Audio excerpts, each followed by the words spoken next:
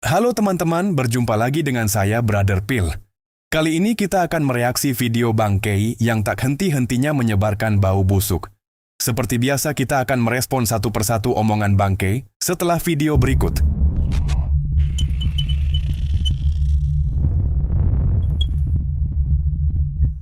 Insya Allah. Puasa di dalam kekristenan dan puasa di dalam Islam. Yang jelas puasa ini adalah menjadi salah satu poin utama penting. Menjadi pembeda antara ini agama benar-benar atau agama bikin-bikinan. Ya. Ini puasa ini menjadi poin penting sebenarnya. Ini Ramadan, jadi menjadi nilai utama, makna sesungguhnya ini agama beneran nggak? Atau ini agama bikin-bikinan, begitu.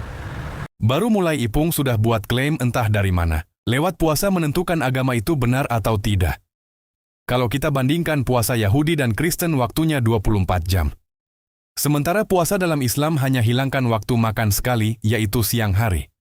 Jadi standar puasa mana yang dipakai dan mana yang benar-benar puasa? Rata-rata semua agama punya konsep puasanya masing-masing. Jika puasa menentukan agama itu benar, artinya semua agama benar karena menjalankan puasa. Dia bilang, terdengar suaranya? Apa? Coba bilang lagi, ngomong. Mumpung masih ada mic di bajumu, ngomong, ya keras. Selain agama Islam, masuk neraka. Masuk neraka. Matius 7, 22, 23. Enggak lah, nggak usah buka, saya tahu Ustaz Ipung hafal. Oh, Matius 7, Matius 7, 22, 23. Hafal ya? 22, 23. Ha-ha. Yang 21 dulu, Ustaz. Boleh. Oh, lu minta datang. Bukan setiap orang yang memanggil aku Tuhan, Tuhan. Mereka yang masuk ke dalam kerajaan surga, melainkan yang melakukan kehendak Bapakku di surga. Kalimat yang sederhana ini saja tidak dimengerti bangkei dan Ipung. Padahal kalimat awal ayat itu katakan, bukan setiap orang, artinya ada beberapa orang. Dalam hal ini ada yang panggil Yesus Tuhan, tapi di saat yang sama mereka tidak melakukan kehendak Bapa. Dalam hal ini Yesus tidak menolak orang yang memanggil dia Tuhan dan melakukan kehendak Bapa. Mari kita baca Yohanes 6 ayat 40. Sebab inilah kehendak Bapa-Ku, yaitu supaya setiap orang yang melihat Anak dan yang percaya kepadanya beroleh hidup yang kekal, dan supaya Aku membangkitkannya pada akhir zaman. Jadi kehendak Bapa menurut ayat ini adalah manusia harus percaya kepada Yesus yang adalah Sang Anak. Dan pada ayat ini Yesus akan membangkitkan mereka yang percaya padanya pada akhir zaman. Mari kita lihat bagaimana bangkei dan Ipung menyelewengkan maksud ayat ini. Nah, Yesus bilang, yang masuk surga itu adalah orang-orang yang tidak memanggil dia Tuhan. Benar nggak? Bukan orang yang memanggil aku Tuhan yang akan masuk surga. Artinya orang yang manggil dia Tuhan akan masuk neraka. Teman-teman lihat, tidak sedikit pun Yesus katakan yang panggil saya Tuhan masuk neraka. Ini mengingatkan saya atas penipuan iblis kepada Hawa. Tuhan katakan kamu akan mati. Setan bilang sekali-kali kamu tidak akan mati. Kristian, ikuti Yesusmu. Karena Yesusmu Muslim. Dan dia bilang kepada Anda, sama seperti Yesus bersuara kepada apa? Hanya Islam yang masuk surga. Jika di luar Islam, masuk neraka. Itu kata-kata Yesus. Matius 7, nomor 21, sampai ke nomor yang Berarti flashback. Yesus itu agamanya Yahudi. Karena dia menuruti semua tatanan, budaya, dan agama pada saat dia hidup. Yesus orang Yahudi, agamanya Yahudi, tunduk dan patuh kepada Tuhannya orang Yahudi, orang Israel. Bukan bangkei namanya kalau perkataannya tidak bertentangan satu sama lain. Hari ini bilang Yesus Islam, besok bilang Yesus Yahudi. Panggil Yesus siapa? Nabi Isa alaihissalam, Ibnu Maryam, anak semata wayang dari Sayyidah Maryam yang mulia, binti Imran yang mulia itu. Satu-satunya agama yang menghargai Maryam, Islam. Itu sebabnya tadi dia bersuara kalau bukan Islam tidak masuk surga, masuk neraka. Kenapa? Islamlah yang memberi satu surat untuk maminya Yesus itu. Suara laki-laki yang kau dengar itu. Cuma di Islam ada satu surat utuh untuk maminya Yesus. Namanya surat Maryam. Maryam. Sudah? Bukan itu saja. Hanya di Islam, opanya Yesus dihargai dengan diberikan satu surat atas nama beliau. Siapa namanya? Ali Imran. Itu opanya Yesus. Itu papinya Maryam. Barusan bangkei mengatakan bahwa satu-satunya agama yang menghargai Maryam adalah Islam, karena ada nama Maryam dalam satu surah dalam Quran. Jika menggunakan standar itu, bahwa setiap nama dalam surah dalam Quran adalah bentuk penghargaan, bagaimana dengan nama surah lain dalam Quran? Seperti surah sapi betina. Apakah Islam sedang memberi penghargaan kepada sapi betina, orang kafir, jin, gajah, semut, matahari, bulan, dan masih banyak lainnya? Apakah Islam sedang memberi penghargaan kepada binatang, orang kafir, benda-benda mati, dan termasuk jin sehingga nama mereka jadi nama surah? Pernyataan bangkai ini justru jadi bumerang bagi imannya sendiri. Dan pertanyaan terpenting adalah, jika memasukkan nama ke Quran adalah bentuk penghargaan, lalu bagaimana dengan nama ibu Muhammad yaitu Aminah dan ayahnya Abdullah? Kenapa nama orang tua Muhammad justru tidak diberi penghargaan seperti Maria, semut dan gajah? Apakah Islam tidak menghargai ibu dan ayah Muhammad? Virgin Mary, namanya Virgin Mary. Ha'alma Maryam dalam bahasa Ibrani-nya. Ha'alma Maryam. Sekali lagi, Ha'alma Maryam. Ini bahasa Ibrani-nya apa? Artinya apa? Wanita muda yang cantik. Kenapa? Karena zaman itu dengerin baik-baik. Orang Yahudi zaman itu, orang Yahudi bukan orang Islam. Kenapa disebut Ha'alma Maryam? Virgin Mary, perawan Maria. Kenapa? Karena pada saat itu, orang-orang Yahudi melihat Maria, ibunda Yesus, itu kecantikannya, kalau seluruh wanita di seluruh dunia dikumpulin, dibagi dua, separuh buat dia.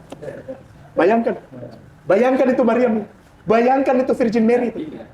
Bayangkan itu betapa cantiknya beliau. Wanita secantik apapun, kalau berjalan berdampingan dengan Mary ini, maka wanita itu kelihatannya akan jadi kayak monyet. Kenapa? Karena dia cantik sekali, terlalu jomplang gitu. Sampai disebut Ha'alma.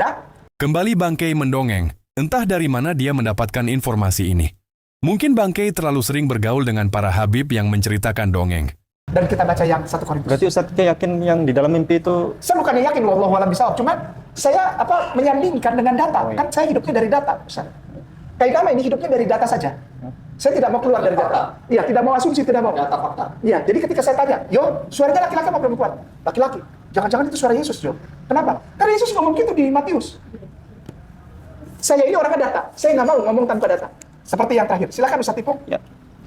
Idan bisya'ni al-akli minal lahmi alladhi yuqaddamu li asnami. Nahnu na'lamu anna as-sanama laysa ilahan lahu wujudun fi al-alam. La ilaha illallah. Boleh bagian terakhirnya aja, Ustaz? Ya. Boleh bagian terakhirnya, Mak? Ini bagian terakhir ya. Iya. Laisa ilahan lahu wujudun fil alam. La ilaha illallah. Artinya apa tuh kira-kira? Dari Laisa aja lah. Tidak ada Tuhan, ya. Tidak ada Tuhan lahu wujudun fil alam yang berhak yang ada di alam ini, di alam semesta ini, la ilaha illallah. Hanya Allah lah satu-satunya sesembahan. Yesus ngomong gitu. Di dalam 1 Korintus 8 nomor 4. Sekali lagi. Barusan bangkai bilang dalam 1 Korintus 8 ayat 4 adalah perkataan Yesus. Kembali lagi, bangkai melakukan penipuan. Jelas-jelas ini perkataan Rasul Paulus. Lagi pula kata Allah dalam ayat itu bukanlah Allah yang menjadi nama Tuhan dari negeri Mekah. Karena kosakata Allah tidak ada dalam kamus orang Ibrani dan mereka tidak kenal kata Allah. Oke teman-teman, demikian tanggapan kita terhadap pernyataan bangkai yang penuh dengan kebohongan dan dongeng. Terima kasih untuk dukungan teman-teman. Tuhan Yesus memberkati. Yang mau dukung channel Pil Pahit, silakan scan QR Code ini atau klik link di kolom komentar. Terima kasih. Saya dari sana pertama, dari Haifa pertama, saya pulang ke Indonesia lalu saya ditahbiskan. Diangkat, disahkan untuk menjadi pelayan di rumah Tuhan. Dan itu valid. Silahkan dicek. Saya bertanggung jawab untuk itu. Saya tersertifikasi dan saya terakreditasi. Sekali lagi nama saya Kai, nama saya adalah mantan pendeta. Saya lulusan sekolah tinggi teologi Jakarta. Saya juga pernah sekolah master di Belanda. Saya lanjutkan sekolah doktor di Haifa. Tapi itu semua bohong. Saya bertanggung jawab untuk itu. Saya tersertifikasi dan saya terakreditasi.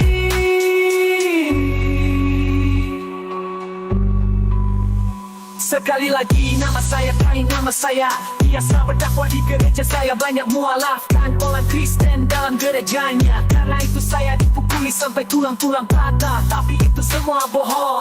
Ini